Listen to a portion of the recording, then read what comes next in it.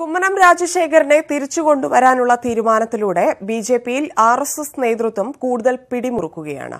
ഇതോടെ സംസ്ഥാന നേതൃത്വത്തിന് ബദലായി കുമ്മനത്തെ കേന്ദ്രീകരിച്ചുകൊണ്ട് പുതിയ അധികാര കേന്ദ്രം രൂപപ്പെടാനുള്ള സാധ്യതയേറി.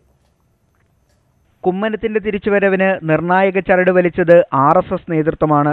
ചെങ്ങന്നൂർ ഉപതെരഞ്ഞെടുപ്പ് പ്രചാരണത്തിനിടെ കുമ്മനത്തെ മിസോറാം ഗവർണറാക്കി പ്രത്യക്ഷ രാഷ്ട്രീയത്തിൽ നിന്നും മാറ്റി നിർത്തിയ തീരുമാനം തികച്ചും അപ്രതീക്ഷിതമായിരുന്നു. കുമ്മനത്തിന്റെ അസാന്നിധ്യം സംസ്ഥാന ബിജെപിയിൽ വലിയ ദോഷമുണ്ടാക്കിയെന്നാണ് ഇപ്പോഴത്തെ വിലയിരുത്തൽ. ശബരിമല സമരങ്ങൾക്കിടെ കുമ്മനം വീണ്ടും സംസ്ഥാന രാഷ്ട്രീയത്തിലേക്ക് തിരിച്ചെത്തുമെന്ന സൂചനകളുണ്ടായെങ്കിലും അത് നടന്നില്ല. ഒടുവിൽ കുമ്മനം രാജശേഖരൻ തിരിച്ചെത്തുന്നത് ലോക്സഭാ തെരഞ്ഞെടുപ്പെന്ന സുപ്രധാന രാഷ്ട്രീയ കാലാവസ്ഥയിലാണ്.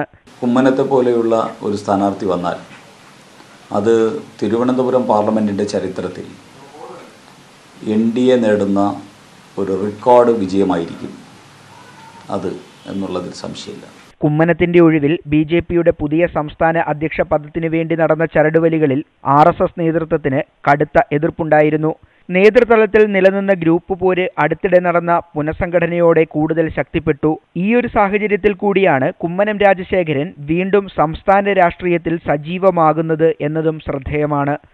ഹൈന്ദവ രാഷ്ട്രീയം ഉയർത്തിപ്പിടിച്ച് ഇത്തവണ നടത്താൻ പോകുന്ന തെരഞ്ഞെടുപ്പ് പ്രചാരണത്തിൽ കുമ്മനത്തിന് പകരം മറ്റൊരു പേര് ആർഎസ്എസിന് കണ്ടെത്താനുമില്ല.